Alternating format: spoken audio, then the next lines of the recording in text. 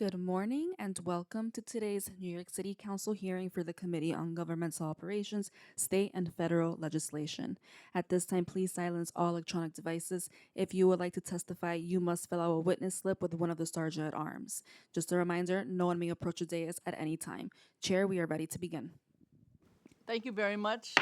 I am Gail Brewer, City Council member, and I'm honored to be here today. I'm also very honored that Councilmember Stevens is here with us and Councilmember Felice is on Zoom. So we are here for the Committee on Government Operations, State and Federal Legislation. I want to welcome the representatives from the administration, members of the public, and as I indicated, 2 members of the City Council. At today's hearing, we will be doing a couple of things. First, second discussion will be talking with DCAS about the oversight of vacant and underused city property. DCAS manages 15 million square feet of city-owned properties across the 5 boroughs. It is essential that every square foot is being used for the greatest benefit for New Yorkers, whether that is for housing or agency use or even being leased out to private tenants. And of course, my issue for bringing this is that if you look at the storefronts around City Hall, 253 Broadway, 280 Broadway, they're vacant, and we'd love to have them be habitated. Both the current and former mayors use executive orders to create a task force to review unused or underused city property that could be turned into housing, but there is no similar attempt to leverage city property for non-housing purposes. And there's currently no accurate way to determine whether a city-owned property is completely vacant or underutilized. The city-owned and leased property, known as CULP dataset, published by the Department of City Planning but based on data provided by DCAS, is supposed to provide this information, but the data isn't particularly useful. Each record in CULP is a unique use of a tax lot by an agency.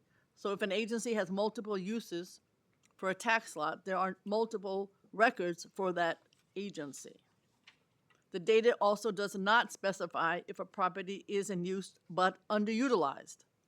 And while CULP data does identify properties with no use, it is not clear what exactly this means. I think we need a better understanding of how DCAS is managing these city-owned properties so we can ensure that they are being used for the maximum benefit of New Yorkers. Additionally, we will be hearing 3 pieces of legislation. First, we will be hearing my bill, intro number 87, which will combine the Archival Review Board and the Archives Reference and Research Advisory Board into a library and archival review advisory board. The boards already hold joint meetings and submit joint reports, so this should not be a major change.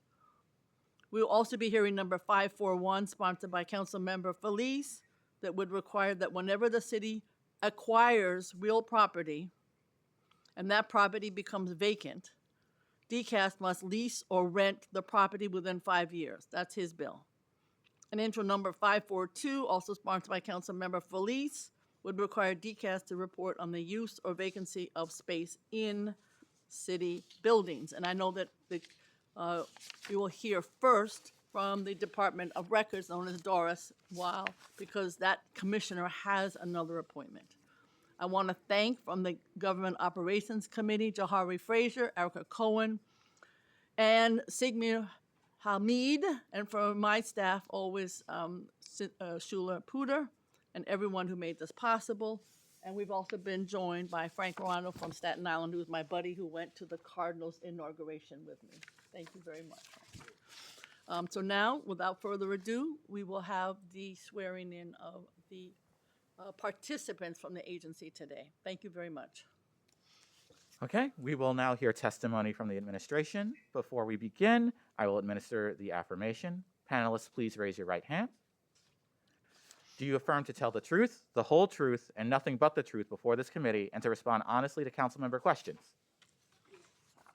All right, you may begin when ready.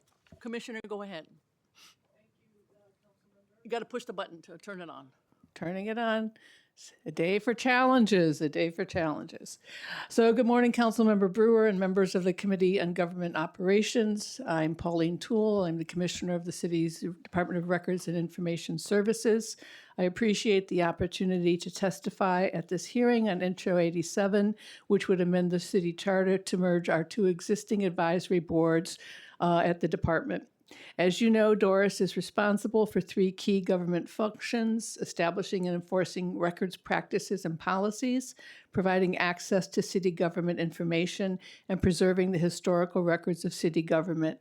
We do this through the three divisions: municipal records management, the municipal library, and the municipal archives, with essential support from the information technology, external affairs, and administration units. One of our advisory boards, the Archival Reference and Research Advisory Board, was established in 1977 when the agency was created. At that time, the board played an active role in shaping the new agency and met almost monthly. Now, 49 years later, the board largely serves as a sounding board around the agency's outreach initiatives.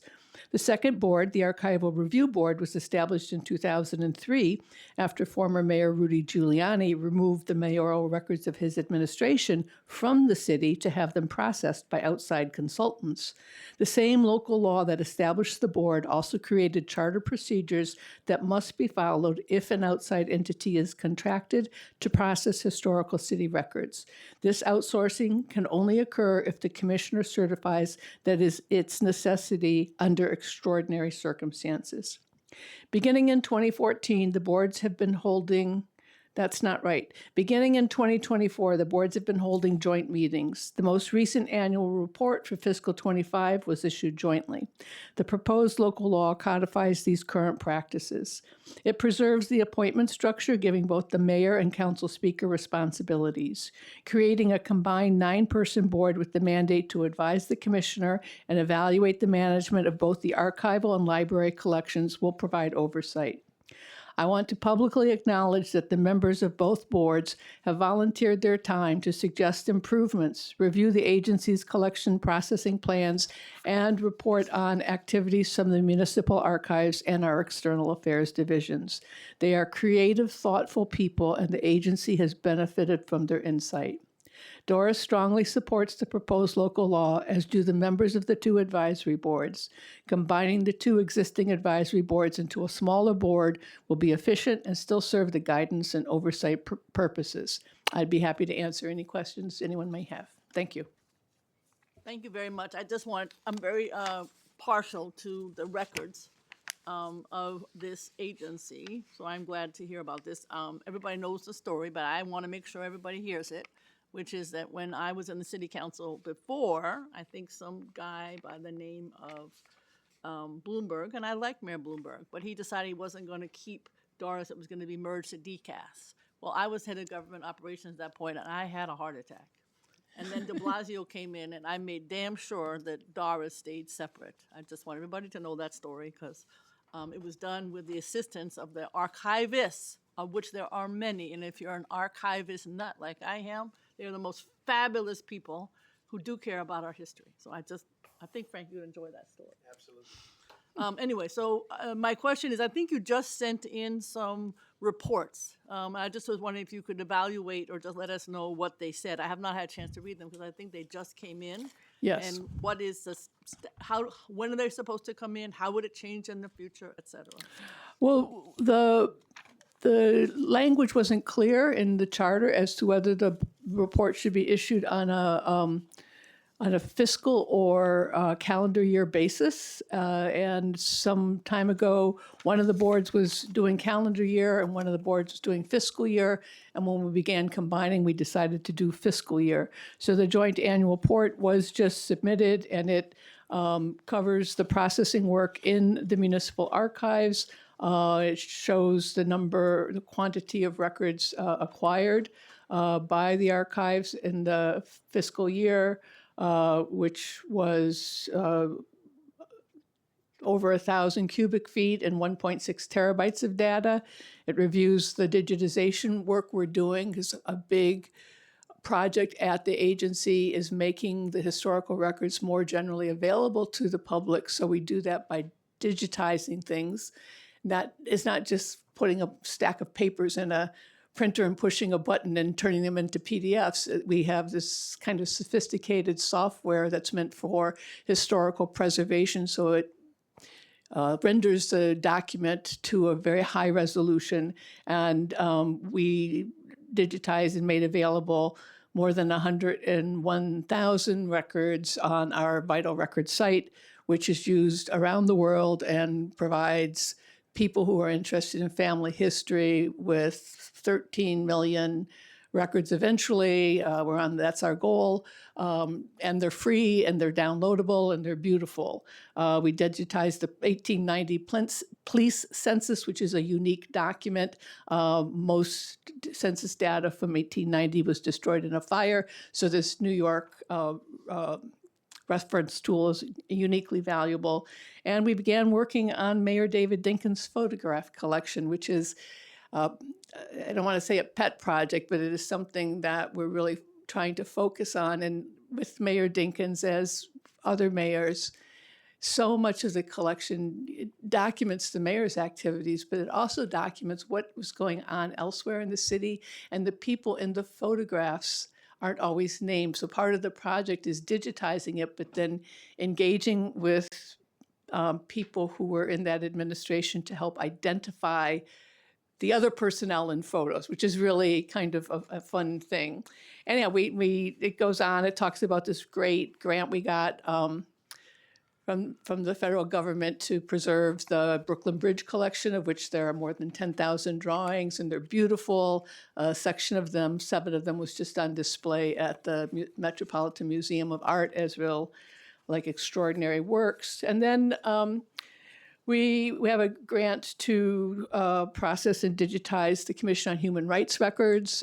That's a very valuable collection with national significance.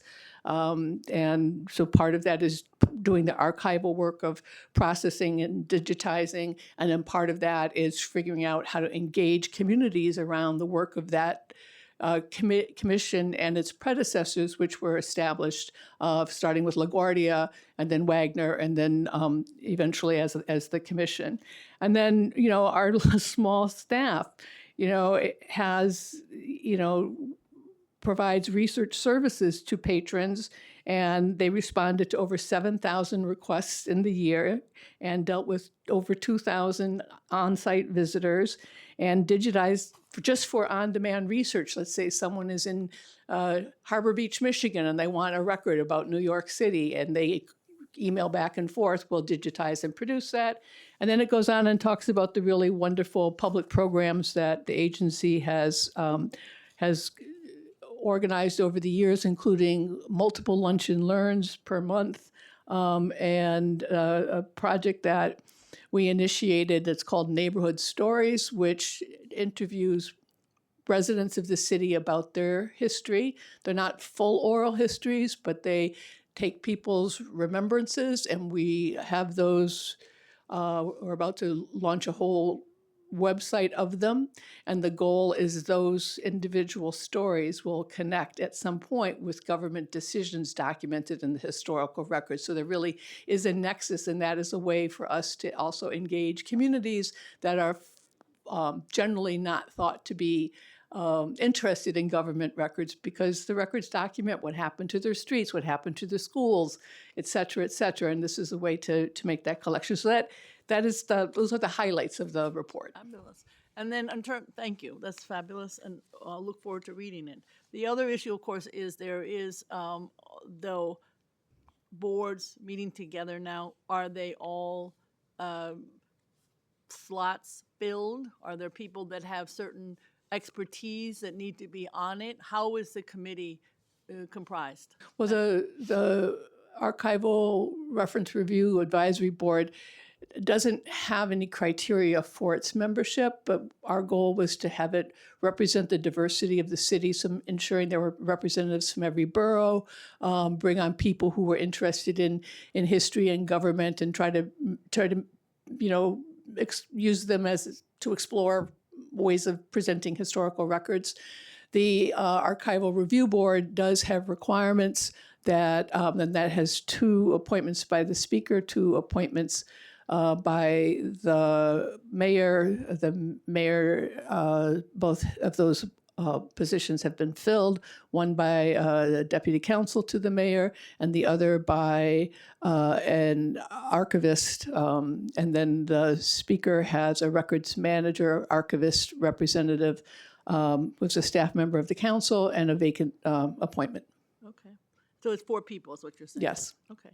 And the other question is, are they like terms, or is it just at will? How long do these people serve, or is it not stated? They serve until they're replaced. Okay, so it's But at the will, ARB basically. members have 4-year terms, and the ARRAB members can serve in perpetuity. Okay. And so how would that best be for the future? How would you think it would work for the future if we're Well, the proposed legislation has 4-year terms. I want to know if that's okay with you. Well, that is okay. At one point we talked about a staggered implementation so that not everyone left at the same time, because as the board gets, established anew, if everyone's appointed at the same time, that creates a level of turnover that's not necessarily ideal. That's what I was asking. So I think if you have half of the people appointed for 4 years and half appointed for 2, you then begin to have you'll have an ongoing advisory presence. Lose the Yeah, sort the of knowledge. intellectual property of people's knowledge. Exactly. Okay. So, and do they consult with outside, do you have outside speakers come and speak, or is it mostly just looking at what is being presented to them by your wonderful agency? How does that work? It's all been what we've presented, and then if board members have questions, we work those through. Okay, okay.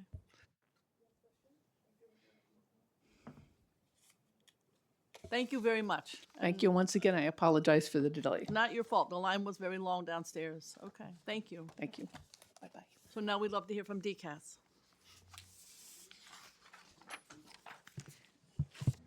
Thank you. Good morning, Chair Brewer and members of the Committee on Governmental Operations, State and Federal Legislation.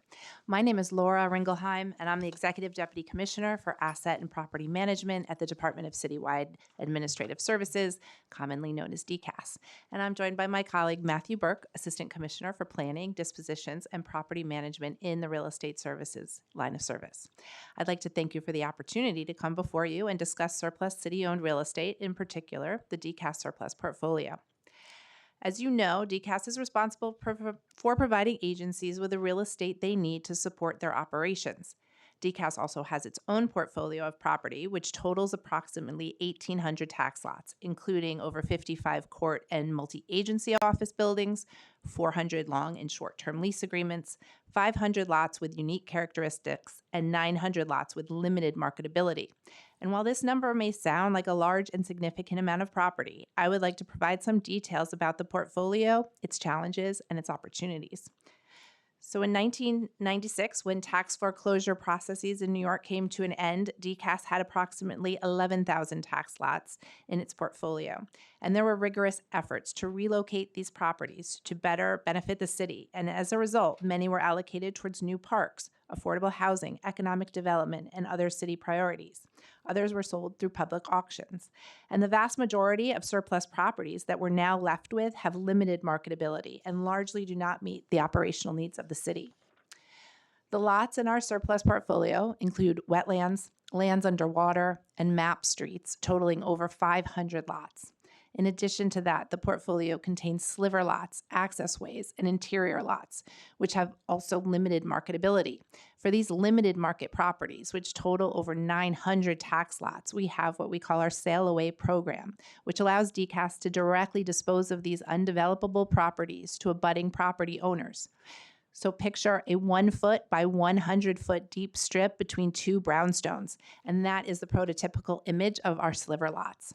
However, interest from an adjacent owner is needed for a sale, and since the inception of Sale Away in 2010, DCAS has offered for sale around 100 lots through this program and sold 39 of those lots, totaling $6 million in revenue. In addition, DCAS administers over 400 revenue-generating long and short-term agreements for the private use of city property. We also have properties that are on hold for future use by other agencies, including for HPD and EDC for affordable housing and economic development projects. Tenants vary from small and medium-sized businesses to community benefit organizations and homeowners, and uses range from retail stores and restaurants to community facilities to industrial ground leases and accessory residential uses. This portfolio generates over $35 million in annual revenue for the city. In addition to these mostly vacant lots, DCAS has a portfolio of approximately 10 small surplus buildings that are currently unused. And these buildings average 12,000 square feet, but many are smaller than 3,000 square feet and all have capital needs to be brought into a state of good repair for use. We have been working with partners, including some at the City Council, to activate these buildings through ULURP and subsequent public auctions. Before any public auctions, however, DCAS makes and offerings of the properties one last time to city agencies for possible reuse. Specifically, DCAS has worked with HPD to review many of these sites for housing opportunities, and we look forward to continuing these conversations with our council partners that will lead to opportunities for public activation of sites. Throughout the years, DCAS has consistently worked with agencies to identify properties suitable for their operational needs, as well as for strategic dispositions for housing and economic development by way of example. Each agency has access to the DCAS database of properties, and vetting of sites for future uses is an ongoing collaborative effort. When new properties are surrendered to DCAS as surplus, a review is conducted, and in many cases, DCAS offers the property to agencies for potential reuse. When a property is found that meets an agency need, DCAS works with them to transfer that property to that agency. Despite the challenges, DCAS has been and is making tremendous efforts to activate these properties. It's a priority of the administration to ensure we're using properties for housing while also providing essential city services. DCAS is part of the Land Inventory Fast Track, the LIFT Task Force, with the Mayor's Office and other agency partners. Separately, DCAS has been reviewing its portfolio for suitable sites for mayoral priorities. And recently was successfully partnered with the New York City Small Business Services and New York City Department of Cultural Affairs to locate temporary artist studios in vacant retail spaces, such as 2 Lafayette Street. Aside from this location, DCAS is currently evaluating future opportunities for 2 of retail spaces located at 5th Avenue and 86th Street in the Bay Ridge Municipal Garage in Brooklyn. With regard to Intro 542, DCAS shares the desire to make data available for public consumption in the most usable and intelligible format. We would like to point out much of the data is already available, published by the city, and is updated on open data. DCAS and City Planning put forth the CULP City-Owned and Leased Property Data Set on open data, which contains information on city ownership or lease status and agency use. In addition, City Planning puts out the Pluto data set that contains detailed information about each tax lot. And even though some of this data may be published in different formats and some data points may present challenges to generate, we look forward to engaging in conversation to ensure that the properties are put to the most productive use in the most efficient manner. In addition, regarding Intro 541, DCAS supports the intent of the bill, and we share the desire to ensure vacant city properties are used in the most productive way possible. However, given the unique characteristics of and inherent limitations in the DCAS surplus portfolio, as outlined in my testimony, there are many properties that are inappropriate or impractical for leasing for traditional uses. Moreover, there's a lack of interest from the private sector to lease certain of these properties. So therefore, we look forward to working with you on creative strategies for portfolio activation and leasing. And we're always looking critically at our portfolio to come up with creative solutions for activation of these unique properties. With that, we welcome any questions or comments you may have. I have a number of Go ahead. questions related to your testimony. I'll begin, though, with one that's not. I noticed yesterday was the first stated meeting that we've had since October where there was no borough flag flying over City Hall. Do you have any insight as to why the borough flag is not flying anymore? That was one of Commissioner Molina's achievements. I don't know, but No. we will look into it and Great. get back to you. Thank you very much.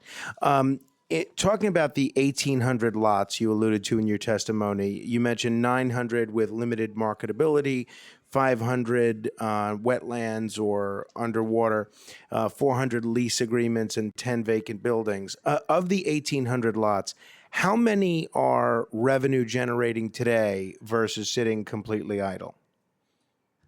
So 400 are revenue generating. 400.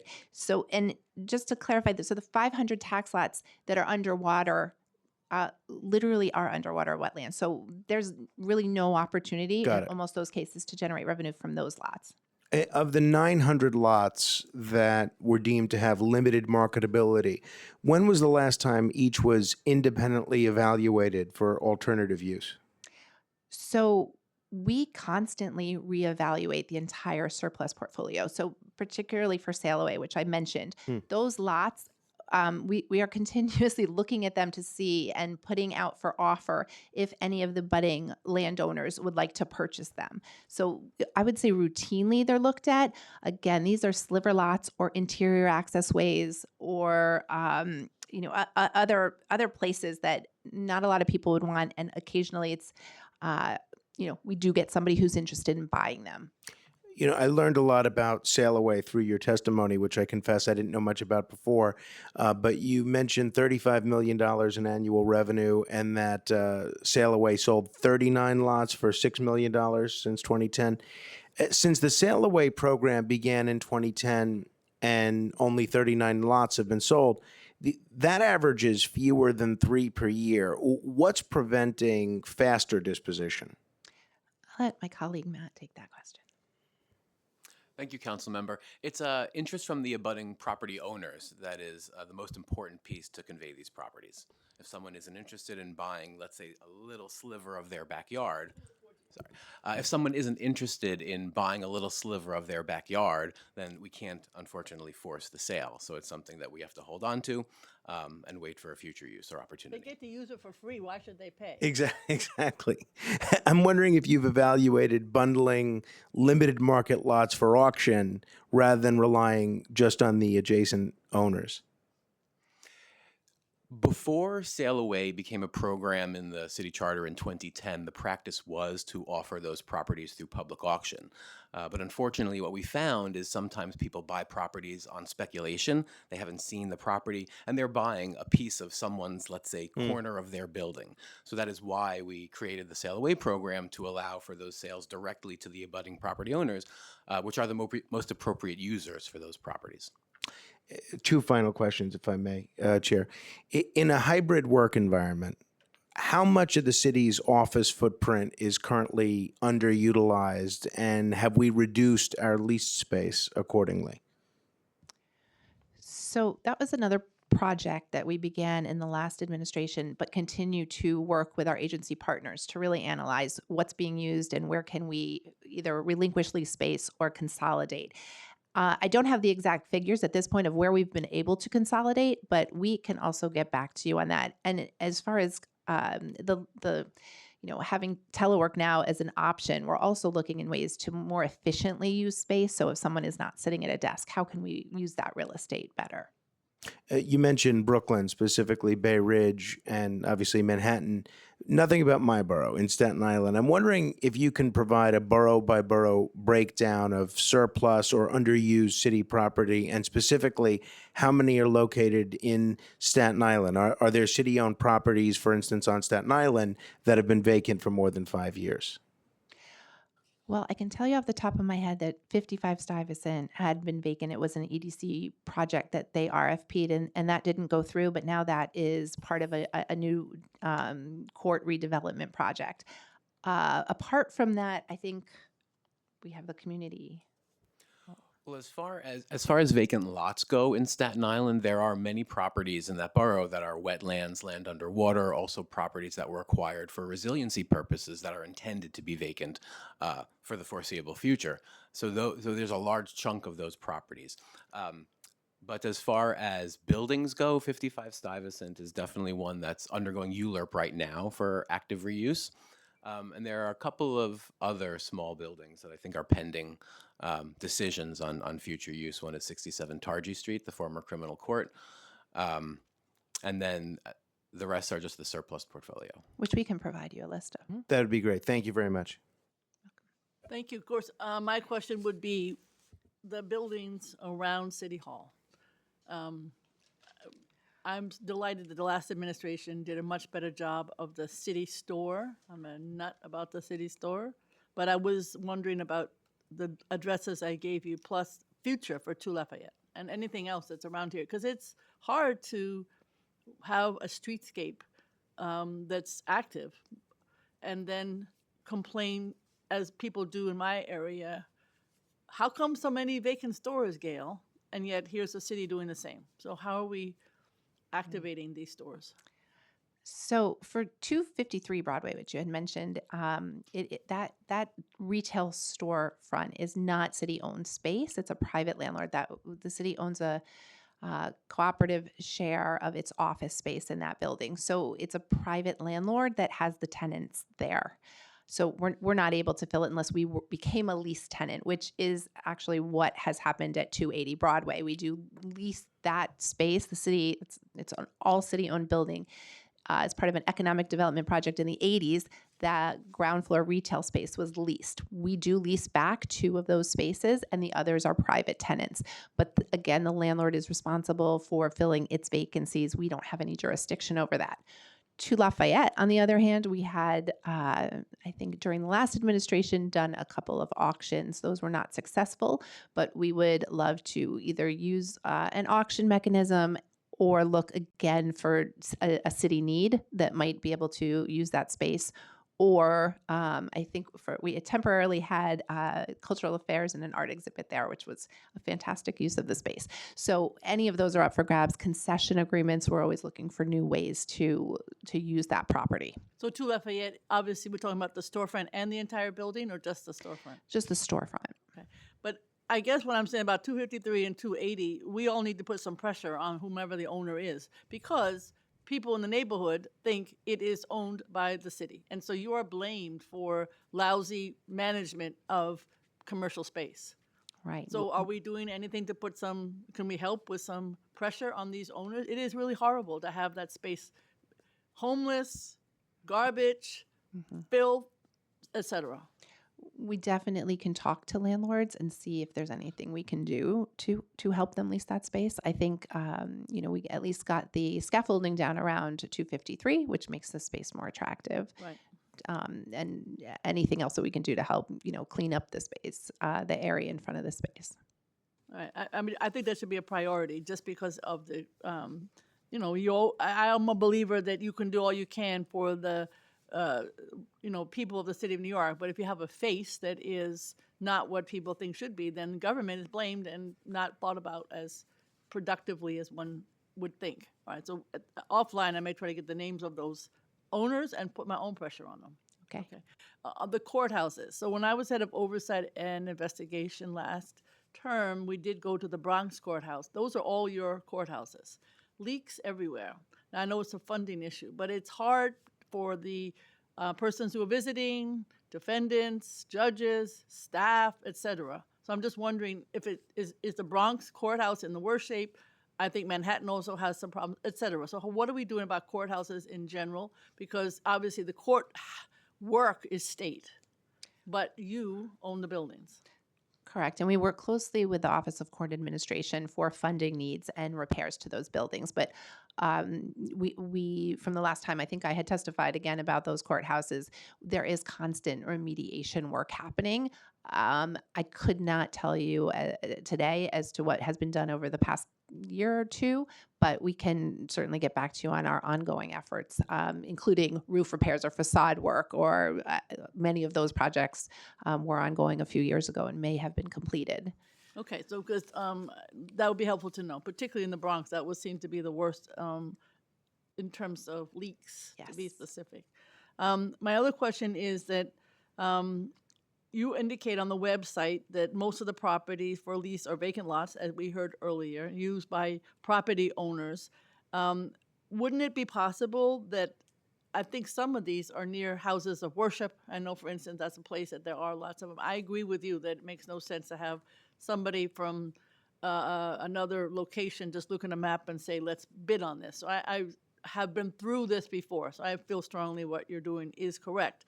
But is there some way so that you get them off of your list to have the adjacent person take it over even for free, so that it gets off of your, in some cases you might get some property taxes out of it. I don't know. Sometimes it's next to a faith-based, therefore it would not be property tax eligible. But looking at this, it seems to me there are some very small slivers. I know one park in my area between two brownstones, they're now using it as a park, a community garden type thing. It's working out really well. I guess it was, I don't know if it was yours or Parks, but it's the same idea. Get it off of my rolls and give it to the Black Association, and they'll do something with it. So I just didn't know if you have a for free or $1, or does it always have to be sold? No, I think you can hit the nail on the head. I mean, part of it is property taxes, right? Sometimes they Yes, that don't would be want to helpful. acquire even for free, but the adjacent landowner might not want to acquire that because then that becomes part of their tax liability when they might have use of it at no cost to them. Okay. But I think particularly the suggestions that you made, if we do have any adjacent to houses of worship, or we can explore other options. But I think we do have some flexibility in terms of how we, encourage sales of those properties. Right, and I think if you were to provide the borough base, you can do Staten Island, I can do Manhattan. We can figure out That'd be between great, the two of yeah. us if there is some solution so that they are actually used by the adjacent in a productive manner. We can definitely do Even that. if you get a We would- little bit of property tax, that would be helpful. Yeah. So of the 55 city-owned buildings that DCAS manages, how many are either vacant or are there partial vacancies? Where are the vacancies located? There's almost no vacancies in the 55 buildings that we manage. Okay. The only ones that come to mind are things like the 9th floor of 1 Center Street, which is currently undergoing massive capital construction to move an agency in there. Same with the 25th floor. But routinely we are, I want to say, constantly inspecting whatever we can or asking our agency partners to complete floor plans so we can ensure that they're using their space to the max. And, particularly like a new administration will come in and they'll have new needs or for, agencies or expansion of agencies. And we always look first at what is available. But there isn't for city, especially for office space. Courts have jurisdiction of their own space, but for our back office space, that's constantly under review. So very little space is vacant unless it's under construction. So picking up on my colleague's question, so I guess what you're doing is a systematic account of the properties to determine which ones are obviously vacant, but more importantly, underutilized. And then I assume you obviously have where you're renting, which is not necessarily the same thing we're talking about, but if you're renting and you wanted to bring people back because of the savings to a city-owned building, obviously you have long-term rentals, so you can't just end the rental at a particular moment. But how are you looking at this portfolio? Because there are, I know when I go to DSS, it's the most beautiful building, brand new down on Greenwich Street, of course.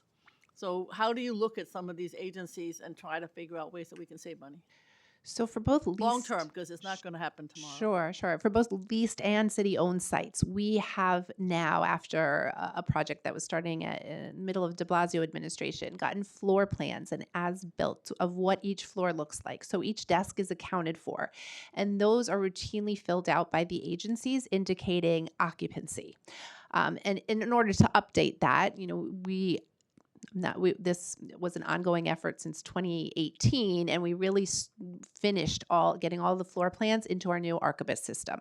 So now we have the ability to routinely have the agencies certify how many people are at how many desks. And They probably lie a little bit because they want some space. they probably do a little bit.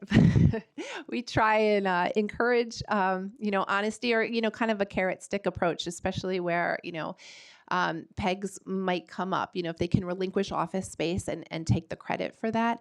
And we as DCAS, being the agency that leases for other agencies, also look at when leases are going to expire and what's an expensive lease and what can we get out of and where can we consolidate. So, right, it doesn't happen overnight, but, and these are the results I don't have for you yet. What have we been able to give up or what's in the plan to give up that we won't need to keep that much volume of office space? That's what I was Especially wondering. leased. So do you know how much leased space you have, just generally? We have about 27 million square feet, and that's both Leased. of Okay. leased. That's both office space and other space, including industrial or parking. Right. About 60% is office and 40% other. Okay, 60/40.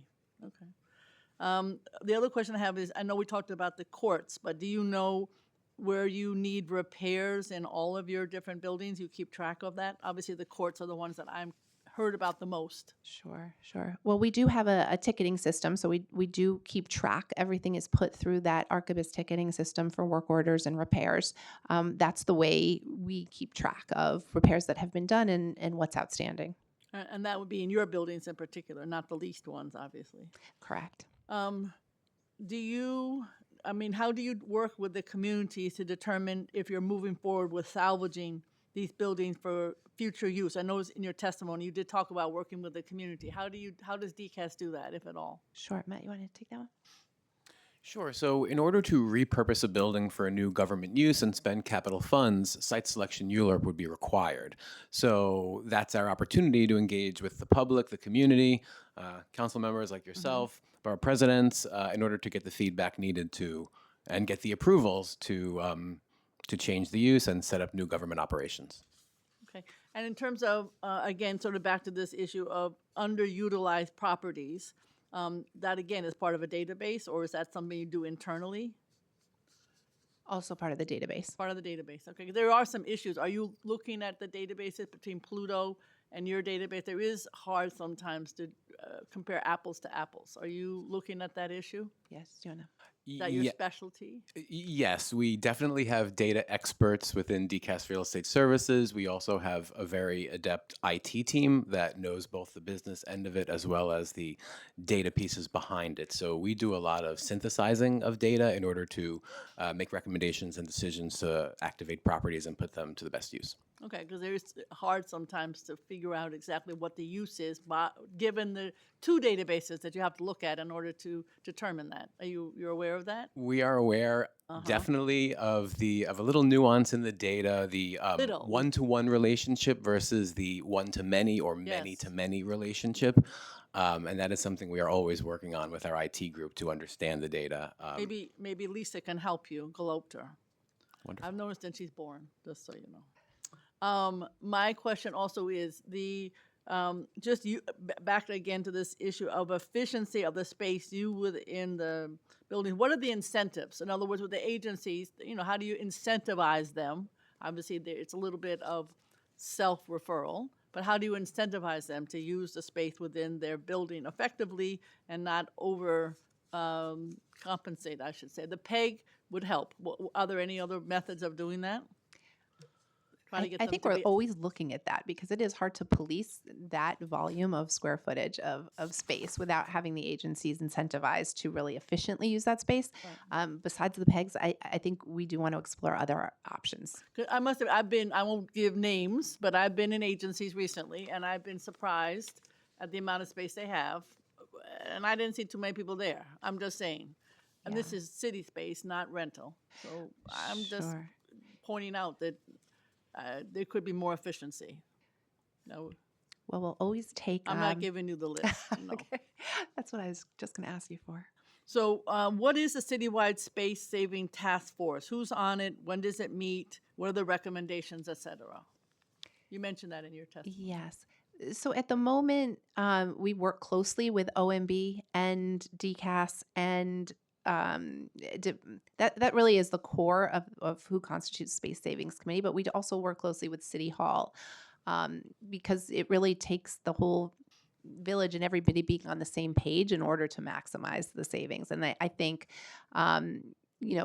that ongoing effort, I think will continue and we'll try and make it stronger and figure out a way that to incentivize the agencies to and relinquish. Maybe make it more transparent with some of your databases. That would be helpful for the public. Sure. Okay.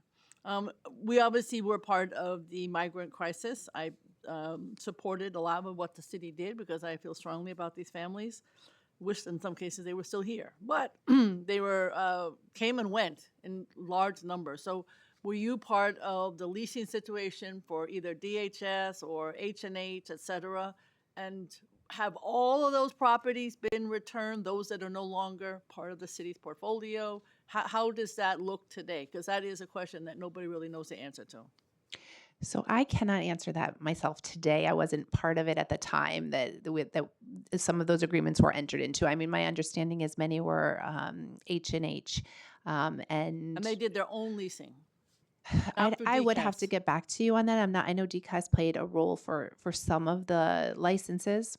But I'd have to get back to you on what still exists and what the status is.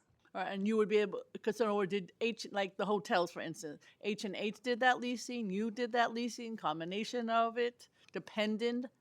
I believe so, but I was not in the real estate line of service at the time, so I would have to look into And the that. reason I ask is I think Bruckner is the last building that has migrants in it. I was in it maybe 7 or 8 months ago. There are 2,000 men there. I don't know whose building that is, whether it's yours or privately owned. I don't know. It's a very large complex. I think Bruckner might be a DCAS license, but I'd have to Okay, look into that that. would be something to know. I guess what I'm trying to find out, are all the licenses finished? Are we still paying money on some of these buildings? What's the revenue situation, or I would say cost, if cost. at all? It's hard to keep track. Okay. I mean, I have 2 in my district that are vacant. I assume they were H&H. I assume that nobody's still paying rent on it. I don't know. That would be helpful to know. Okay. Okay. I think you feel that there's like a 1% vacancy rate on your buildings, or is that something that's hard to determine in terms of vacancies? Are you talking about for commercials? Commercial. Yep, Commercial. commercial.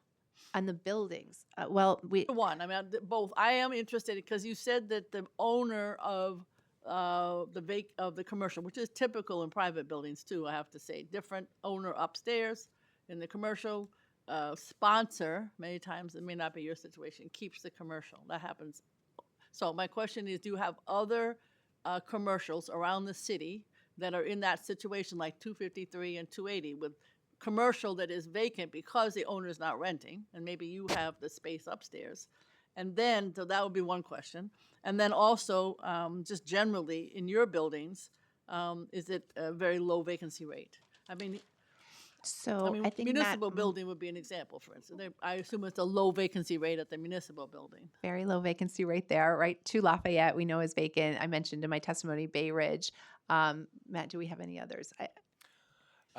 Aside from 280 Broadway, which is under long-term lease to a private tenant until 2048, the only other retail spaces that we have are 2 Lafayette Street, which is city-owned, Yep. as we mentioned, and there are 3 DCAS retail spaces at the Bay Ridge Municipal Garage. 2 of those are currently vacant. Okay. So 280, you said, is in the hands of that commercial owner until 2048? Correct. 2038, okay. And it's going to be vacant till then, is what we're thinking. Hopefully not. Hopefully not, right? They have various different retail spaces. I know they have had tenants over the years. Yeah, but it's vacant right now, so I'm just saying. All right. When COPE, is that how you pronounce it, lists of properties having no use, what exactly does that mean? Because, again, this is this data issue. See, what does that mean?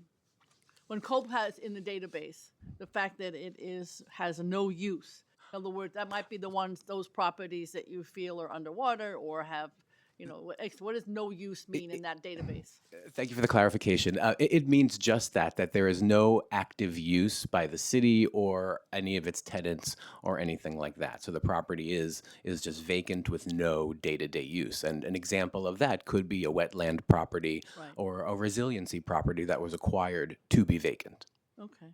And that's where that large number comes, but many of them, as you suggested, are underwater or in a situation where they can't be used. Okay, Correct. that makes sense. Real estate deals take a while, 2 to 3 years, usually. That's at least probably the minimum. Do you think, is it hard to know that we will need more space, even though we feel like we have fewer employees and more people are on Zoom, et cetera, et cetera? Do you feel like we will need more rental space in the future, or that we will be able to consolidate more into our city-owned in the next, say, 4 years? I think that's our goal. It's hard to know if there's going to be some big expansion of something, but I think for many years, particularly with telework, that we should be able to. You'll see in the reports that we might renew or amend, but to take new space, it might be a relocation or a consolidation, but really keeping the same footprint or reducing the footprint. Okay, so 2 Lafayette is going to be renovated above, or we don't know yet? And you've got 22 Reed Street also with the African burial ground issue. I've been around a long time, so I know some of these things. What's going on with those 2 building? So 22 Reed is, well, let me go with 2 Lafayette first, slated for renovation. There's already a capital budget for renovation, and So it's fully funded, the renovation? I'm not sure if it's fully funded, but there is a plan to, there's a lot of exterior work, the building systems work, and then the floors that need to be renovated. So I'm not sure if we have enough to do the entire building, but it is fully occupied at the moment and will continue to house city staff. It's fully occupied, but it's depressing to be in there. Yes, it needs work for sure. 22, I think 22 Reed is also occupied, 22 Reed for the most part is occupied. but is it going to stay or is it going to be torn down? It was slated to be sold at one point. Correct. So there's always issues that come up. It kind of comes up time and time again if we're going to sell it or repurpose it. I think the African burial ground issue, it still survives, but I can't say to what the administration might intend or hope to do with that site. And is that slated also for renovation or not at this time? Not at this time. It's also depressing to go into. It's horrible. Okay. When you go to that versus DSS, oh my goodness. One of the other questions I have is, when you work with the private parties, do you work with short or long-term leases, or is it just depending, I guess, on what the cost is and how, what the agency needs, right? Just in terms of as a policy, shorter-term leases. To lease for city use? Yeah, yeah. Mostly longer term leases.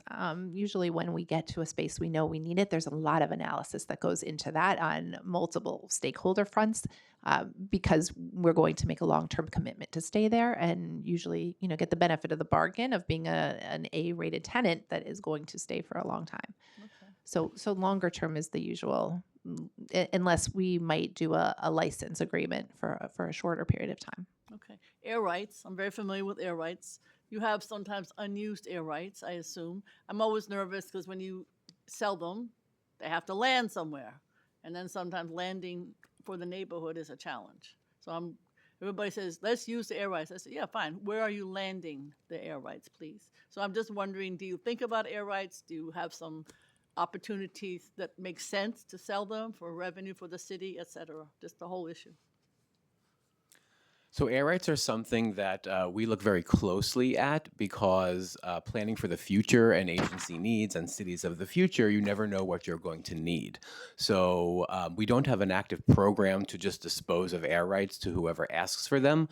Air rights are only looked at for projects that really further city and administration goals. For instance, if air rights can be used for affordable housing or for economic development purposes, then we see air rights sales move forward and we partner with other agencies like HPD and the Economic Development Corporation.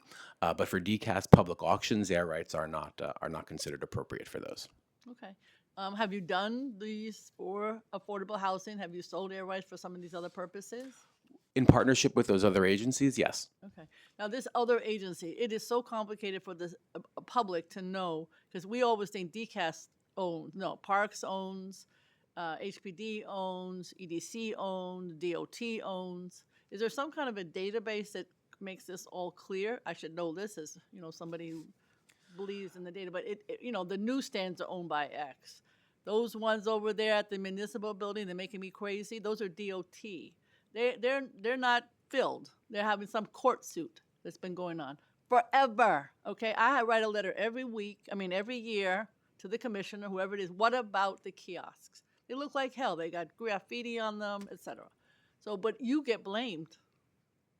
One municipal, one Center Street, that's DCAS. Oh, those must be those kiosks belong to DCAS. So I'm just saying, is there like a discussion amongst the different agencies that own city property as to who is going to, work on these different projects, or is it everybody's on their own? So the way the city-owned properties are handled is I'm glad you pointed it out. The misnomer that agencies own their own properties, all properties that we talk about city-owned are owned by the city. The city of New York has title to them, and properties are then allocated to the different agencies that have responsibility for them. So Parks has the Parks portfolio, NYPD, the precinct, and whatnot. So the CULP data, if you sort by the agency tab, you will be able to see the different agencies, and not all agencies hold their own land, but you'll be able to tell that through the CULP data and the uses. And then you'll be able to associate with either the address or the block and lot. So for One Center, those kiosks are outside of the tax lot boundaries. So those would be on a different distinct property record than for One Center. Okay, but for the public, it's confusing, and they do blame you for all of this, just, so, all right, so I don't have any other questions? Do you have any other questions? I appreciate, I think the follow-up is borough by borough breakdown, and then also the courthouses to know, particularly in the Bronx, that was a disaster, but maybe it's all been repaired. I doubt it. And then we would like to work with you to put a little pressure on the owners of those in our immediate City Hall area, not to Lafayette, obviously. And I love the art thing. Are you going to do more? I would love to do more. It was a great I use, think and we'd love to I think help we're you. working with cultural affairs Great, now. that'd be terrific. But the two that are right front of the building need pressure. That's what I could come up with. We may come up with a longer list, but those are the issues that I would love to follow up on. Okay, thank you. Thank you very much. So now we're opening the hearing for public testimony. I remind everyone that this is a government proceeding and that decorum is observed at all times. You have to be silent. The witness table is reserved for people who wish to testify. No video recording or photography is allowed at that table. Members of the public may not present audio or video recordings as testimony, but may submit transcripts of such recordings to the Sergeant at Arms for inclusion in the record. If you want to speak, please fill out an appearance with the Sergeant at Arms and wait to be recognized. When recognized, you will have 3 minutes to speak at today's hearing, which is about vacant and underused city property. If you have written testimony you wish to submit, please give a copy to the Sergeant. You can also email written testimony to testimony@council.nyc.gov within 72 hours of this hearing. Audio and video recordings are not accepted. For in-person, come up to the table once your name is called. And now we will ask the first witness, which is Jack Connors from Open, New York.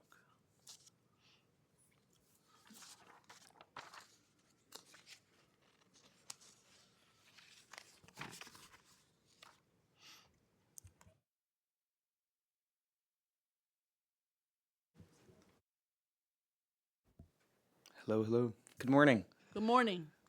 I'm Jack Connors, the City Legislative Manager at Open New York, a statewide grassroots advocacy group that advocates for abundant homes and lower rents. Thank you, Chair Brewer, and members of the committee for inviting us to testify today. The Municipal Arts Society estimates that there are more than 44,000 acres of city-owned land in New York City, roughly the size of Brooklyn. At least a quarter of this land is partially not in use by the agencies that oversee them. As we confront a historic housing crisis decades in the making, it's crucial that DCAS, and all city agencies make better use of this sixth borough. A week ago, we celebrated the groundbreaking for Timbali Terrace with council members Encarnacion and Salam. 341 affordable units for New Yorkers making as little as $30,000 a year, and 97 supportive units for formerly homeless New Yorkers on the site of a former NYPD parking lot. Since 2023, Sunset Park and Inwood have built new libraries topped by deeply affordable housing. New Utrecht Public Library is in the early stages of pursuing a similar project, and the city's Educational Construction Fund is pursuing a project in downtown Brooklyn that will redevelop an underutilized and outdated public school site with over 1,500 mixed-income units while providing a new, modern school building. These projects are proof that co-locating public goods yields real benefits for the communities they're in. Now we need to replicate this success hundreds of times across the 5 boroughs and make haste. Timbali Terrace took a decade and 3 mayors to break ground. Tens of thousands of New Yorkers are expected to apply to live there, orders of magnitudes higher than the units available. We're excited for the results of the Land Inventory Fast Track Lift Task Force and hope to build off blueprints like former Borough President Levine's Housing Manhattanites report, which found 170 city-owned sites within Manhattan alone that could be a good fit for housing. More than anything, rent-burdened New Yorkers need council members who are saying yes to affordable housing, especially on vacant and underutilized land. Balancing new production with tenant protections, we can build an affordable city for everyone. We appreciate the council's time and attention to this matter. Thank you again for the opportunity to testify. Thank you very much. Any questions? Thank you for your testimony and for being here. I know you have said, and Open New York has said, we need more housing of all types, right? In your view, is there any neighborhood in New York City that has already taken on more than its fair share of density? I ask this because in my neighborhood, um, every time a house is sold and there are plans to knock down a 1 or 2 family house and put up 10 units of housing or 14 units of housing, there's almost a riot. Residents grab pitchforks. And I'm wondering what Open New York's view is on sort of the burden of the whole city and if it's been evenly shared. I mean, I think it would be hard to argue that. If you look at the New York Housing Conference has a great database where you can see, I think it's broken down by council member, which which neighborhoods have added significant housing, both last year and over the last 10 years, and which have not. I mean, I'm sure everyone in this room can think of, there's Williamsburg, Waterfront, Long Island City, there's Councilmember Wan's district. There's many areas of the city that have added tons of new housing, and there's other areas of the city where housing production has stagnated or declined in many cases. Do you believe that zoning reform should be contingent on infrastructure capacity, schools, sewers, transit, emergency services, or should density come first? I mean, that's a loaded question. I think that a lot of that has to do with the way we plan. I think there's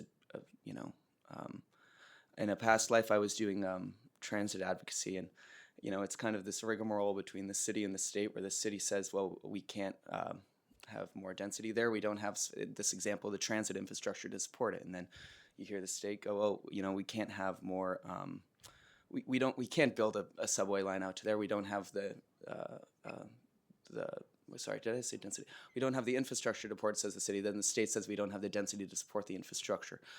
But I do also think, though, there has to be some, we used to do this all the time. I mean, New York and now TOD is this kind of radical thing to many, but I mean, the whole 7 line was greenfield development. There was a time where we figured out how to strike that balance. So I think there is a way. And especially, it's important to keep in mind things like everyone's vision is giant skyscraper. No, I mean, in the past, we're talking about duplexes, sixplexes. These are things that used to provide the missing middle of housing, so that a senior who's getting older and they don't want to maintain their new home, they can take their 3-bedroom flat and they can convert it into 3-floor flat, turn it into 3 units of housing, so that they can live on maybe the ground floor doing it. We used to provide for this flexibility, and we don't anymore. And I'm so glad that you mentioned the needs of different communities, and not everybody needs skyscraper apartment buildings. Should local communities and community boards retain meaningful input over rezoning, or do you believe land use decisions should be primarily citywide mandates? I mean, I think, again, I would say the voters have spoken on that. I mean, there was yes, communities should, of course, have discretion over certain aspects of development, but we've also seen there needs to be a recognition of the fact that this is a citywide and really a region-wide issue of constant housing production that's taken place over decades and decades, that's gotten us to this point of a historic housing crisis. And last November, when the voters had a chance to weigh in on that, they said that yes, the local process should play out, but that every stakeholder involved in the ULURP process should operate in good faith, and then there should be an opportunity for elected officials who have a more borough and citywide focus to weigh in as well if that development ultimately doesn't shake out. Thanks very much. Mm-hmm. Thank you very much. Pitchforks will prevail.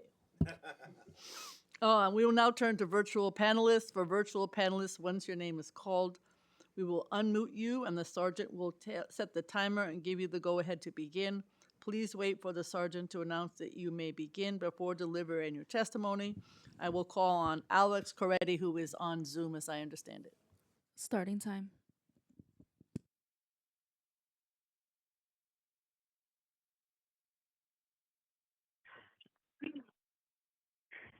Can you hear me? Yes. Hi, sorry, I'm actually in Egypt right now, so I was not able to attend in person, and I'm on my phone because the internet's not super stable. but I'm here and ready whenever Go right ahead. you are ready. Go right ahead. Okay, so I'm actually here about Doris and not the DCAS proposal, just to clarify. But I'm speaking on behalf of the Association of Professional Genealogists, a professional organization representing more than 2,000 members worldwide who rely on New York City's records to do our work and help New Yorkers understand their own history. And that work depends on reliable stewardship of public records and enforceable access to them. APG strongly opposes Proposal 87-2026 as it's currently written. Consolidating the two archives boards can be reasonable, but this bill does not keep the same functions of the boards as it currently advertises it does. Instead, it strips the city's archives oversight structure of the very independence that makes the oversight real. As Ms. Toole referenced, we've been here before. In 2002, there was controversy over the Giuliani administration placing the records of the private organization. And in response to that, the City Council created the ARB specifically to protect the priceless and unique public records of the City of New York. Today, the Archival Review Board is a truly independent oversight body. Under the City Charter, any member of this board can inspect and review archival work and record-keeping practices during work hours. And that is the point. The overseers on that board can actually oversee the agency. The new bill inserts a critical change that board members can inspect and review records only with the concurrence of the chair. And the chair of the board is the Doris Commissioner. That means under the new structure, oversight will only happen if the agency being overseen agrees to allow it. No serious accountability system is built that way because it's a conflict of interest. APG urges the council to reject this bill or amend it to preserve independence. At a minimum, we should strike the concurrence of the chair requirement, and better still, the commissioners could be removed as the chair entirely, and the board could elect their own chair. That way, the oversight board oversees Doris and not the other way around. Thank you very much, Chair Brewer and members of the committee for your time. Thank you very much, and enjoy wherever you are, and we look forward to hearing from you in the future, and we thank you very much for your testimony. Thank you very much. We've now heard from everyone who has signed up to testify. If we inadvertently missed anyone who would like to, please visit the sergeant's table or complete a witness slip. If we inadvertently missed anyone who would like to testify virtually, please use the raise hand function in Zoom, and we will call on you. I do not see anybody who has raised their hand, so I would like to note again that written testimony will be reviewed in full by the staff, and it may be submitted to the record up to 72 hours after the close of this hearing. You can email it to testimony@council.nyc.gov, and I would like to thank everyone who participated. This hearing is now ended.